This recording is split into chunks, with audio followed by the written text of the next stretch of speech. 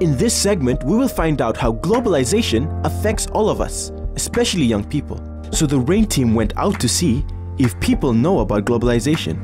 For people, do you know what globalization means? No. It affects the human. It's about weather change. Have you heard of the word globalization? No. I think they should let it go. Do you think it's good or bad? I think it's good. And what do you think? It's bad. It can be good, it can be bad. I would say it's a good thing. It's a good thing.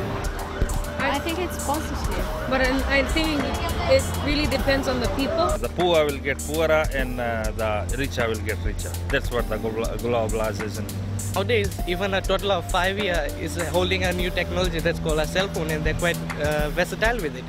It defeats the whole purpose of like family time. Like we might be in the house full of family members and relatives, but we're all on our phone or watching TV. This country is not really ready for globalization.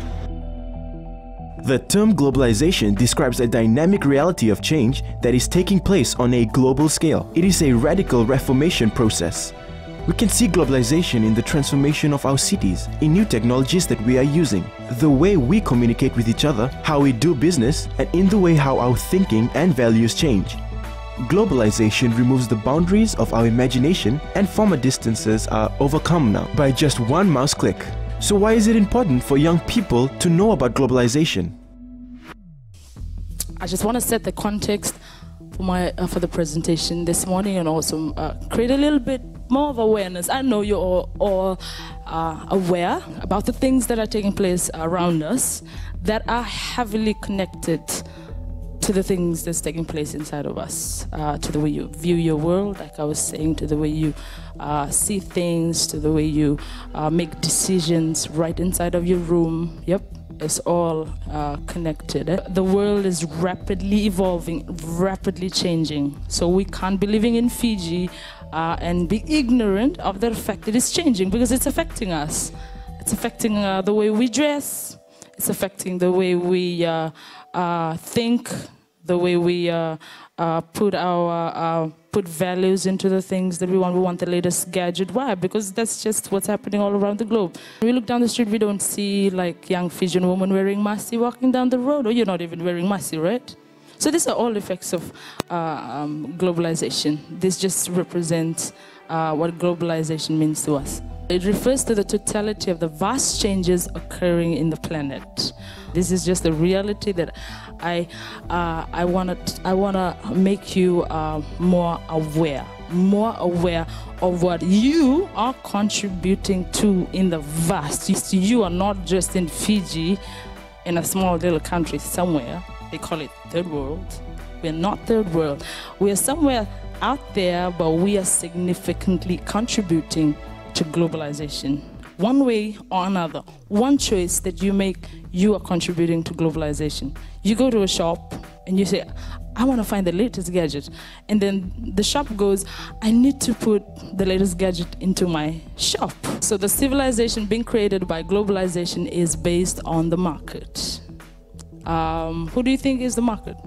You are the market. You are demanding the latest gadgets. That's why Korea is doing it. That's why Japan has to make all this. That's why America has to send all this, because you are wanting it, right? One of the major impacts of this movement is the loss of integrity of community and loss of relationships. I forgot to put this picture up where everyone is sitting in a family setting and everybody's on their gadget. Yeah? Do you get that? Do you go through that? I go through that sometimes.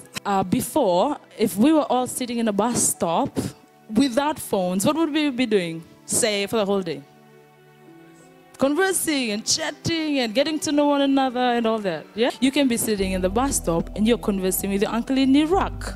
You don't even care who's sitting beside you. So everybody's sitting in one bus stop talking to different parts of the world in a bus stop in Fiji. That happens. Even in a family setting, dad's on his laptop, mom's on her iPad.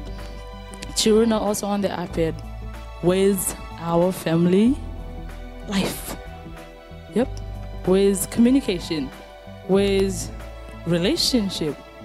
So somehow we're living in Fiji, but we're moving away from the values that always held us together. And so we become more distant to one another, we lose trust, all these things.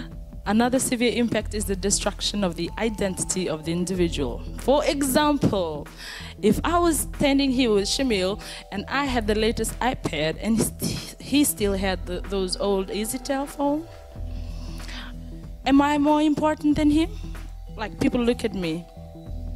Does he feel more important or less important than me? Do you feel like that? When you're holding your gadget, like in town, and someone comes with the latest gadget, I'm like, I just had my Nokia phone. Yeah?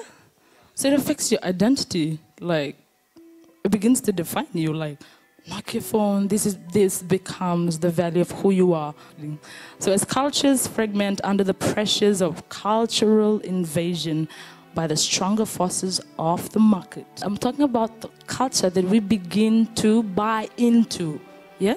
It's affecting our own Fijian culture. It's affecting the way your family culture is run. It's affecting your own individual culture. For example, Coca-Cola.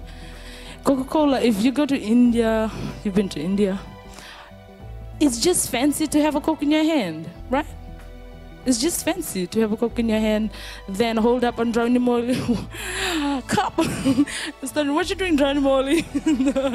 So we have this instant thing. Because he's on Facebook, it's just instant. So we begin to lose patience. Without knowing it, we begin to lose our patience. And then you're on the internet and you chat the whole night when you actually prioritize to do something else, like wash the dishes and all. So you begin to lose self-governance. I'm supposed to be washing dishes at this time, but I'm on the internet like the whole time. Today we're becoming more aware so we can tell the Facebook what it needs to do rather than Facebook telling us what to do. I think after all this presentation, we're ready to be good citizens, right? Better citizens of Fiji. Okay, I have one question for you all. And I want you to think hard, not think hard, but I know you have the answer. I know you have the answer. If you had the opportunity to change just one thing that would bring positive change to the world, what would it be?